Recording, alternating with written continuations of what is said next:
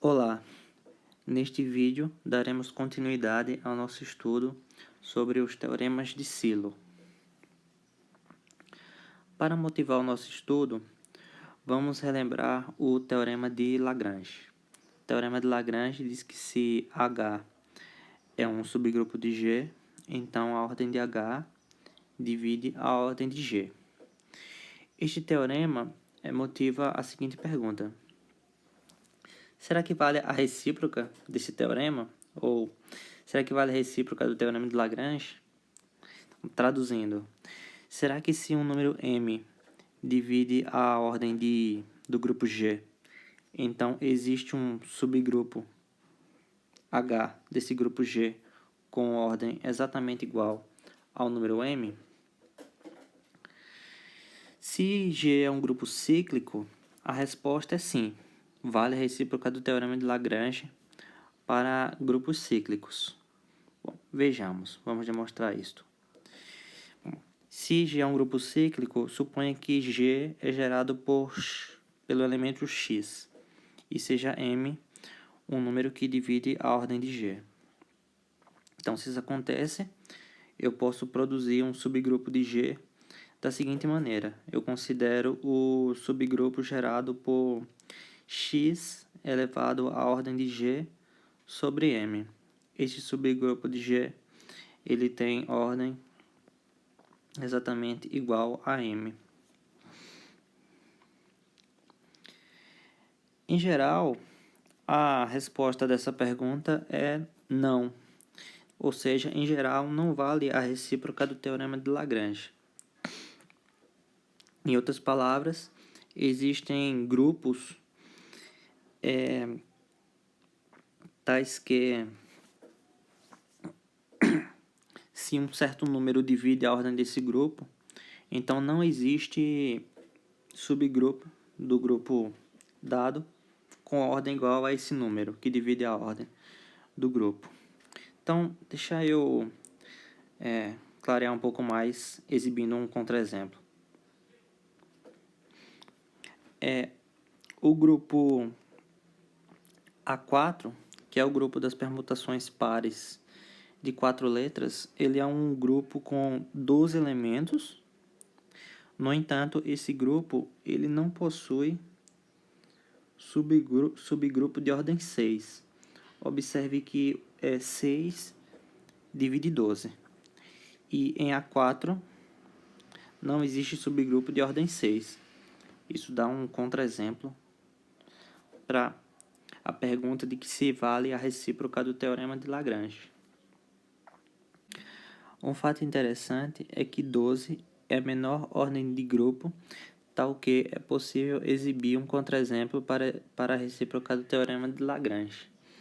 Em outras palavras, se um grupo tem ordem menor ou igual que 11, então vale a recíproca do teorema de Lagrange.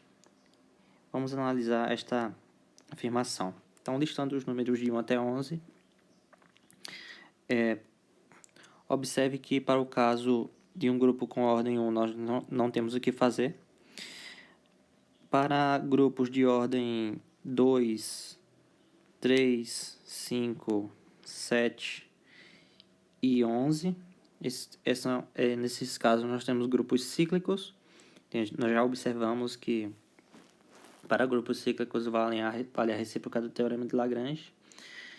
Para o caso de grupos de ordem 4, 6, 9 e 10, nós podemos usar o que nós vamos chamar de teorema de Cauchy para checar essa informação aqui.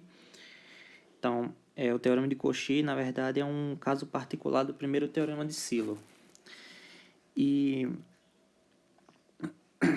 que é um teorema que vai ter a ver com a recíproca do teorema de Lagrange. Então, ele vai matar estes casos aqui.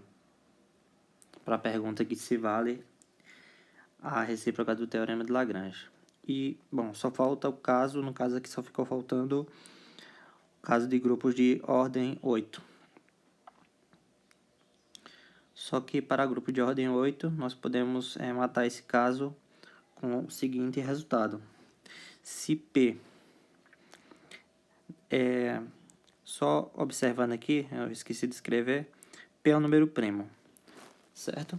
Então, se uma potência de um número primo divide a ordem de um grupo, então existe um subgrupo deste grupo com ordem exatamente igual a essa potência de primo. Esse é o enunciado do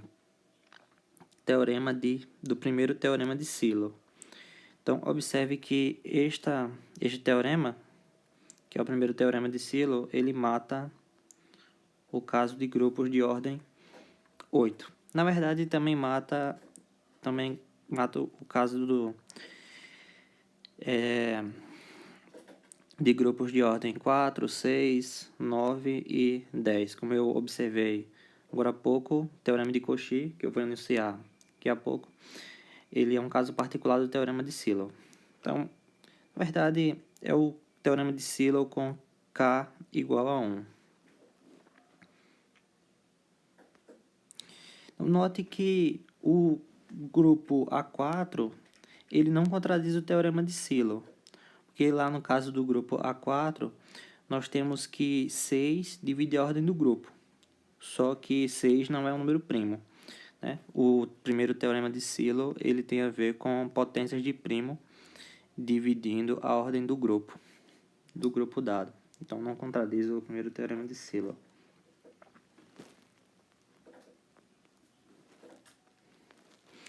Não, deixa eu falar para vocês alguns lemas que serão muito importantes para a demonstração dos teoremas de Silo, principalmente dos teoremas do primeiro teorema de Silo e do segundo teorema de Silo. Aqui nessa parte eu só vou enunciar esses lemas, eu não vou demonstrá-los. Eu vou deixar a demonstração desses lemas para um vídeo que eu quero fazer à parte, com demonstrações de resultados chaves, que eu vou evitar fazer agora para não estender demais o vídeo, vou deixar como um adendo. Então, o primeiro lema chave é o seguinte: se F é um homomorfismo e vai de G em G estilizado, então nós temos duas afirmações. A primeira é a seguinte: se H é um subgrupo de G, então a imagem inversa do subgrupo H pelo homomorfismo F é um subgrupo de G. E a segunda parte desse lema diz que a ordem do subgrupo F-1 de H é igual à ordem do núcleo do homomorfismo F por H. O segundo lema útil é o seguinte: se H é um subgrupo de G e K é um subgrupo normal de G, então o conjunto produto H por K ele é um subgrupo do grupo G. Isso é um resultado clássico da parte de subgrupos normais de um grupo. E o terceiro lema diz que se H é um subgrupo de G e K é um subgrupo de G, então a quantidade de elementos do conjunto H por K é igual à ordem de H vezes a ordem de K dividido pela ordem do subgrupo H intersectado por K. Então, é interessante observar que para esse lema aqui, o conjunto H por K ele não precisa ser um subgrupo de G. No entanto, ainda assim vale essa relação numérica. Então, em contraste com o lema 2, aqui nós temos que, quando um dos subgrupos é um subgrupo normal, aí sim, o produto desses dois conjuntos é um subgrupo de G. Então, vamos avançando. O primeiro teorema de Silo, como eu já falei agora há pouco, diz o seguinte: seja G um grupo finito e P um número primo, tal que P elevado a K divide a ordem de G. Então, existe um subgrupo de G com ordem igual a P elevado a K. Observe que o primeiro teorema de Silo é uma espécie de recíproca do teorema de Lagrange. Só que aqui a restrição é que o número que divide a ordem do grupo tem que ser uma potência de um número primo. Então, antes de demonstrar o primeiro teorema de Silo, vamos demonstrar um caso particular deste teorema, que é o teorema de Cauchy no caso abeliano. O que diz esse teorema? Diz que se G é um grupo abeliano, então, se G é um grupo abeliano, P é um número primo que divide a ordem do grupo G, então, o grupo G possui um elemento X que tem ordem igual a P. Em outras palavras, o grupo G ele possui um subgrupo, no caso aqui o subgrupo é o subgrupo de G gerado por X, que tem ordem igual a P. Então, o teorema de Cauchy, no caso geral, ele não tem a hipótese do grupo ser abeliano. Então, é para grupos gerais. Ok, então vamos demonstrar o teorema de Cauchy. Esse teorema de Cauchy particular. Então, a demonstração será feita por indução sobre a ordem do grupo. Então, se o grupo G tem ordem igual a 1, nós não temos o que fazer. O grupo só tem um elemento neutro. Então, suponha, por indução, que o resultado vale para todo grupo de ordem menor que a ordem do grupo G. E vamos mostrar que o teorema vale para grupos de ordem igual a G. Então, suponha que o grupo G, a ordem do grupo G, seja P vezes B, onde P é um número primo e B é um número maior ou igual que 1. Dado um elemento do grupo G, um elemento diferente da identidade, nós temos duas possibilidades. Ou o elemento Y divide ou o elemento Y gera todo o grupo G, ou o elemento Y não gera todo o grupo G.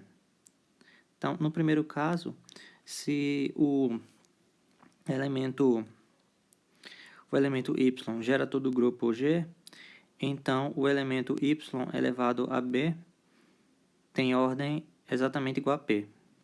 E aí o teorema está finalizado neste caso. Se o grupo gerado por Y não é igual ao grupo G, então vamos chamar de H esse grupo gerado por Y, e esse grupo vai ser um subgrupo normal de G, porque G é um grupo abeliano, e o grupo H, na verdade, é um subgrupo próprio de G. Obviamente, porque aqui eu estou partindo de que o grupo gerado por Y, que eu estou chamando de H, não é todo o grupo G. Então, vamos lá. Então, vamos analisar essa situação aqui, que é o que restou. Então, se P divide a ordem do grupo H, então, por hipótese de indução, nós temos que H é um subgrupo próprio de G.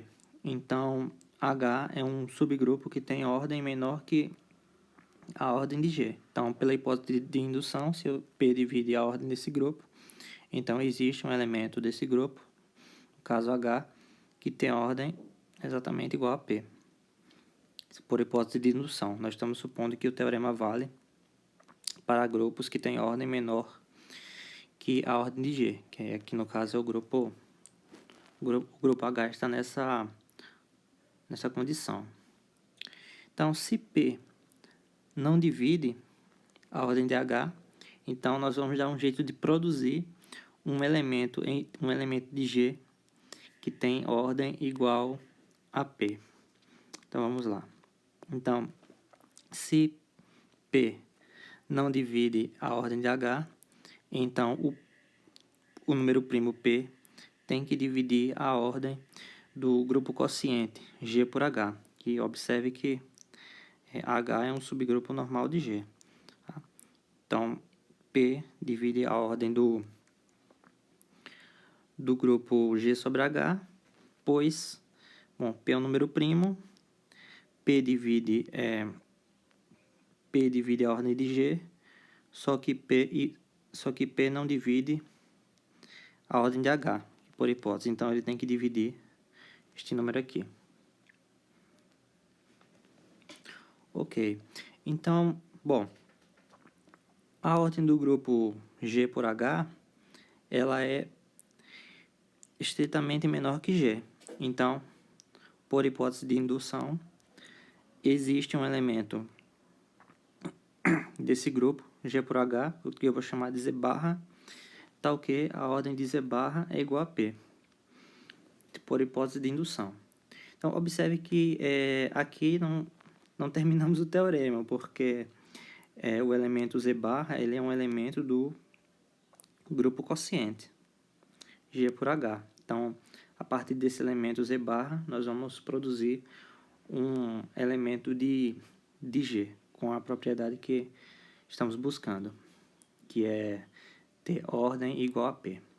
Então, vamos usar esse elemento Z barra aqui. Ok, então seja φ o homomorfismo canônico de G no grupo quociente G sobre H, e seja Z um elemento de G que é mandado em Z barra, por esse homomorfismo φ. Então, vamos lá.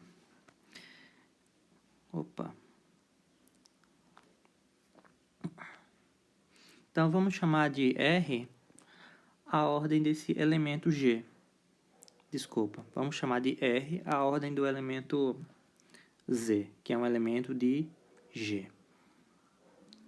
Então, se a ordem de Z é igual a R, então vamos calcular que φ aplicado em Z elevado a R. Bom, Z elevado a R tem que ser igual a o elemento neutro do grupo G, por causa que R é a ordem de Z. Como φ é um homomorfismo, ele manda a identidade de G na identidade do grupo quociente G por H. Então, φ de E é igual a E barra. Então, como φ é um homomorfismo, então, essa expressão, então, φ de Z elevado a R é igual a Z barra elevado a R. Basicamente é porque o R, a potência R, ela sai ela é colocada para fora por φ. Aqui, então, eu fico com Z elevado a R igual a E barra, que é o elemento neutro do grupo quociente. Ora, se isso acontece,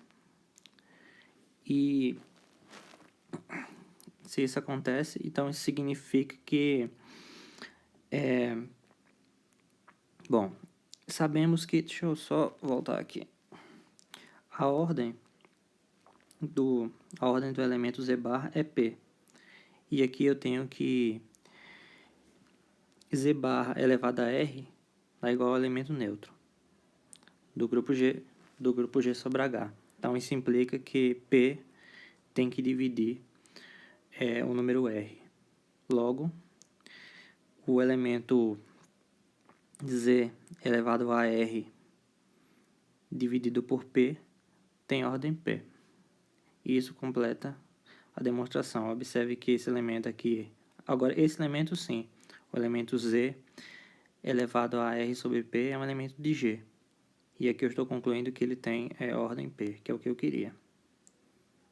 Então, avançando, agora vamos demonstrar o primeiro teorema de Silo.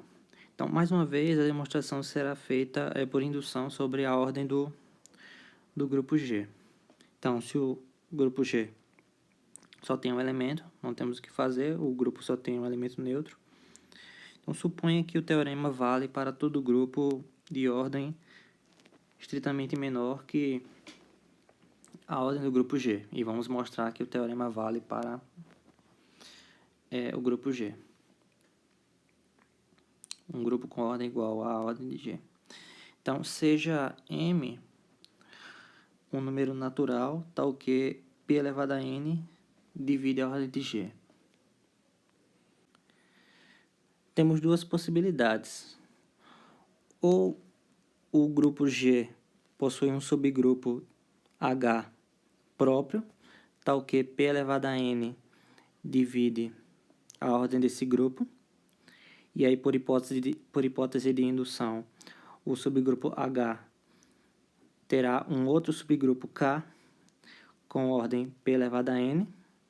Isso por hipótese de indução, porque no caso aqui, como H é um subgrupo próprio de G, ele vai ter ordem menor do que a ordem de G. Então, se implica que o grupo H vai ter um subgrupo K com ordem P elevado a N, supondo que P elevado a N divide a ordem de H. Então, o grupo K ele será um subgrupo de G com ordem P elevado a N. Por outro lado, se não vale a afirmação 1, se não vale esta afirmação aqui, então significa que para todo grupo, para todo subgrupo próprio de G, nós temos que P elevado a N não divide a ordem desse subgrupo próprio. Então, essa é a negação da afirmação 1. Então, usando a equação das classes de conjugação, bom, o que diz a equação das classes de conjugação? Diz que a ordem do grupo G é igual à ordem do centro de G mais a soma das ordens das classes de conjugação dos elementos de X que não estão no centro de G. Então, lembrem lá do vídeo anterior. Como eu falei no vídeo anterior, a equação das classes de conjugação seria uma peça-chave para a demonstração do teorema, de um dos teoremas de Silo. No caso aqui, o primeiro. Então, lembrando o teorema da equação das classes de conjugação. Além disso, agora de novo, por resultados do vídeo 1, lembra do teorema 1 que eu falei no vídeo anterior? Então, nós vamos usá-lo agora. Então, no teorema 1, traduzido para o contexto de classe de conjugação e centralizador, nós temos que a quantidade de elementos das classes de conjugação de X é igual ao índice do centralizador de X em G. Então, o que é que nós vamos fazer aqui? Nós vamos pegar, substituir na equação das classes a ordem da classe de conjugação de X pelo índice do centralizador de X em G. Então, substituindo essa expressão na equação das classes de conjugação, nós obtemos que a ordem de G é igual à ordem do centro de G mais a soma dos índices dos centralizadores de G, dos centralizadores de X em G, onde eu estou somando aqui os X que não estão no centro de G. Avançando. Se X é um elemento que não está no centro de G, então o centralizador de X é um subgrupo próprio de G, porque se o centralizador de X fosse todo o grupo G, significaria que X está no centro de G. Então, o centralizador de X é um subgrupo próprio de G, então centralizador de X é um subgrupo próprio de G, então pelo que a gente está supondo, que é estamos nessa situação aqui no caso 2, então todo subgrupo próprio de G para todo subgrupo próprio de G, tem-se que P elevado a N não divide a ordem desse subgrupo. Então, P elevado a N não divide a ordem do centralizador de X. Então, isso implica que P tem que dividir o índice do centralizador de X em G, porque P elevado a N divide a ordem de G, só que a ordem de G é igual à ordem do centralizador de X pelo índice do centralizador de X em G. Então, se P não dividisse esse número, é porque P elevado a N divide todo esse número daqui. No caso, a ordem do centralizador de X em G, que é o que não, a gente está supondo que não acontece. Então, P tem que dividir este número. Então, voltando aqui, nós temos o seguinte. P divide cada uma dessas parcelas, consequentemente, P divide toda essa soma. Por hipótese também, temos que P divide a ordem de G. Então, nós temos que, desta equação aqui, nós temos que P divide este número, logo P tem que dividir a ordem do centro de G, que é um grupo abeliano. Então, P divide a ordem do centro de G, que é um grupo abeliano. Centro de G é um grupo abeliano, então, pelo que a gente acabou de provar, teorema de Cauchy para grupos abelianos, existe um elemento Y no centro de G com ordem exatamente igual a P. Então, observe que nesta parte nós acabamos de demonstrar o teorema de Cauchy no caso geral, porque partimos não estamos partindo da hipótese do conjunto do grupo G ser um grupo abeliano, e estamos produzindo aqui um elemento de G com ordem exatamente igual a P. Ok. Então, avançando. Bom, então, como Y está no centro de G, o grupo gerado por Y, ele é um subgrupo normal de G. Então, considerando o grupo quociente, G pelo grupo gerado por Y, nós temos que a ordem desse grupo quociente é estritamente menor que a ordem de G. E, além disso, nós temos que P elevado a N divide a ordem de G. E a ordem do grupo gerado por Y é igual a P. Então, P elevado a N menos 1 divide a ordem desse grupo. Logo, por hipótese de indução, o grupo quociente G pelo grupo gerado por Y, ele possui um subgrupo, que eu vou chamar de K', com ordem exatamente igual a P elevado a N menos 1, por hipótese de indução. Ok, então, a partir desse subgrupo K', eu vou produzir um subgrupo do grupo G.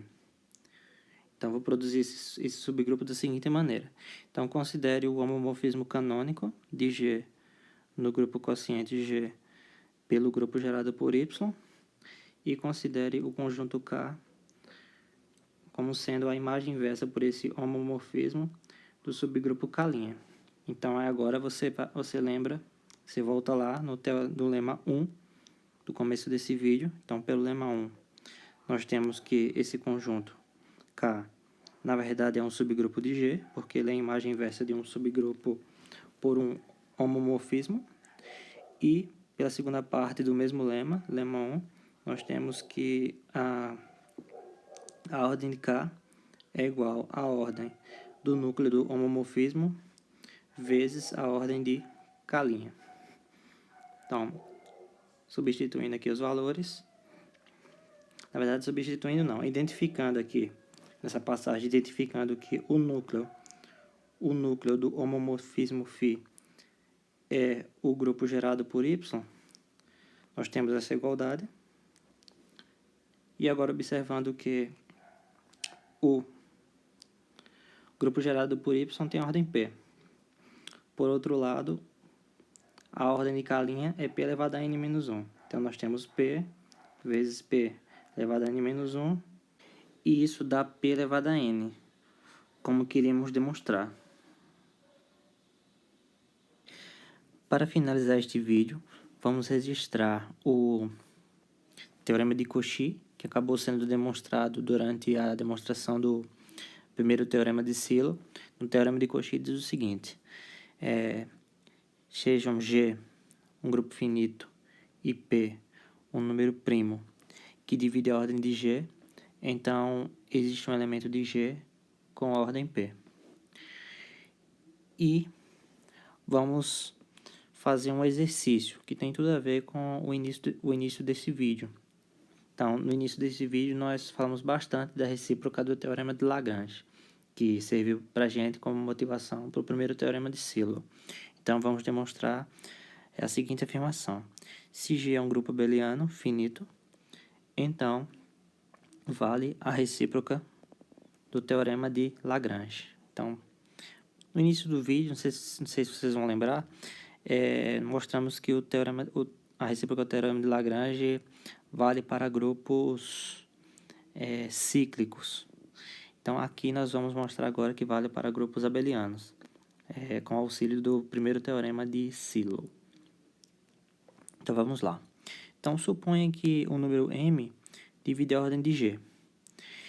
Então, eu vou produzir, se m divide a ordem de G, eu vou produzir em G um subgrupo com ordem exatamente igual a m, obtendo assim a recíproca do teorema de Lagrange.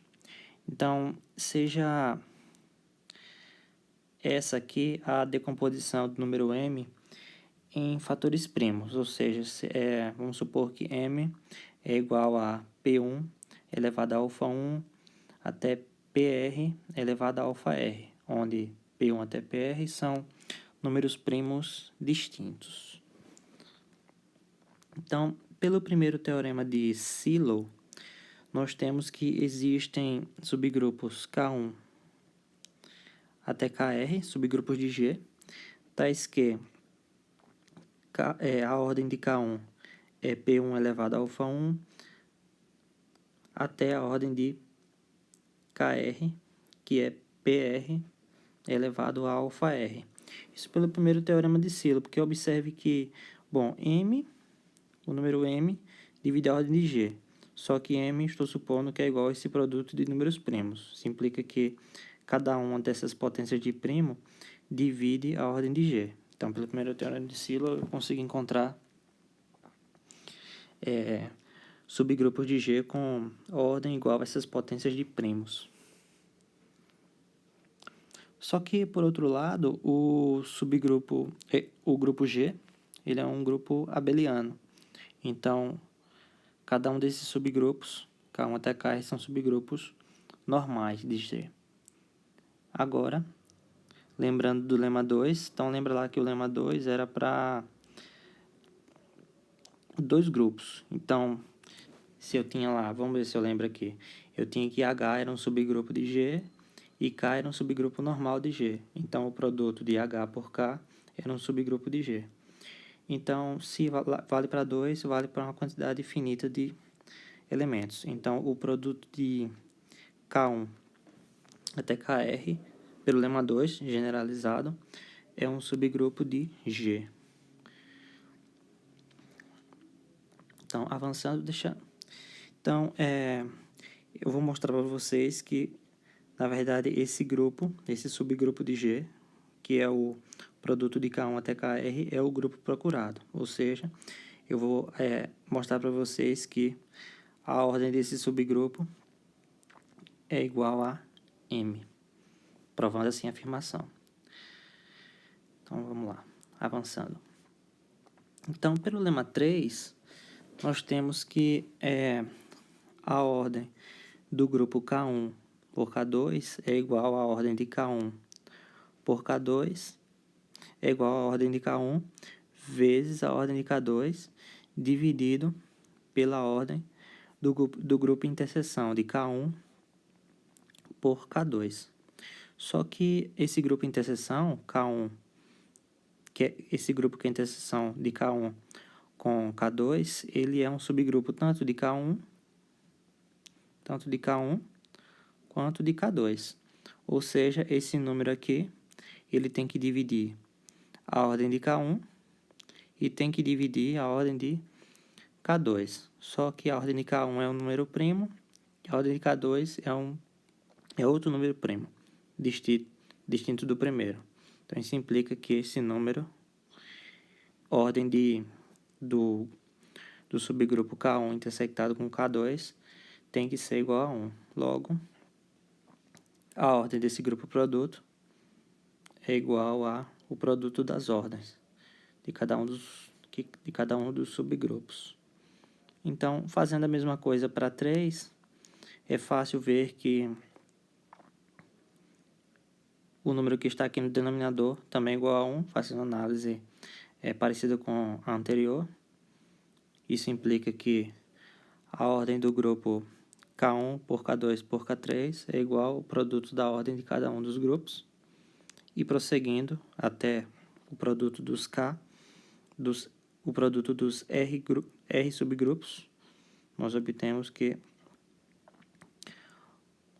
a ordem do produto é o produto das ordens. Só que a ordem de cada um desses subgrupos é a potência de número primo elevada a um certo alfa. Aqui faltou colocar um 2 aqui, um índice 2, mas tudo bem. Que é igual, pelo que a gente chamou no início de M. Então, nós temos que a ordem desse subgrupo, produto, é igual a M. Então, a conclusão é que o grupo K, na verdade aqui eu podia colocar aqui subgrupo. Então, esse subgrupo K de R, ele satisfaz que a ordem dele é igual a M, que é o que eu gostaria de mostrar. Então, vamos finalizar por aqui.